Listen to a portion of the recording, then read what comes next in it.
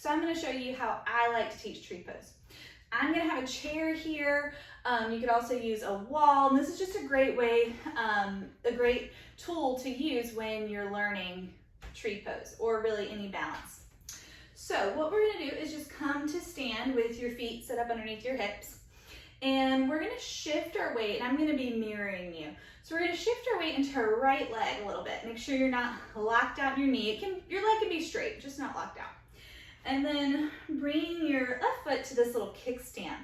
Now, what I see happen a lot of times here is people kind of pop this baby out like you gotta, or pop this hip out like you got a baby on your hip. But there's no babies. We don't have any babies right now. I've got one in the other room.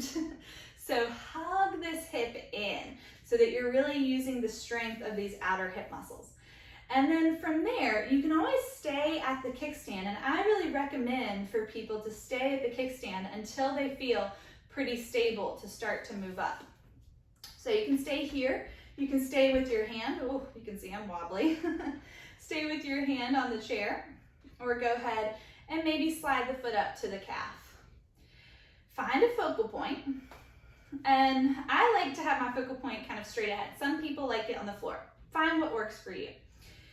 And then from here, if you're feeling good, you could bring your hands to heart center. But the great thing about tree is and about all poses, is really just find what works for you today. And know that you can always go back down, and you can always try to kind of come up a little bit. And maybe again, bring your hands to heart center, maybe smile. Everyone gets kind of real serious here in tree, but just smile, have fun with it. You could reach your arms out like you're growing branches. Maybe you just have one branch and other hand holds onto the chair or the wall. You might start to feel like your tree is in like a hurricane, like moving all around. And that actually could be a fun thing to practice.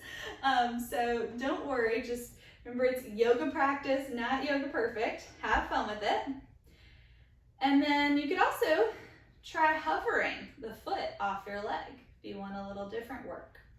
Take another breath, and then go ahead, set it down, shake it out. Hopefully you feel some really good work in your standing outer hip. That's what we were strengthening, and your ankle. All right, let's move to the other side. So again, feet are set up underneath you, grounding down 3 points of your foot, engaging through your arches, and then shifting your weight to that left leg. Not holding the baby, so this is the yoga don't. Zip it in, and then bring your foot up, standing tall. Again, you can stay at the kickstand, you can be at your calf, and then maybe you stay holding onto the chair today. Maybe you bring hands at heart center. There's lots of different options. You could reach it up.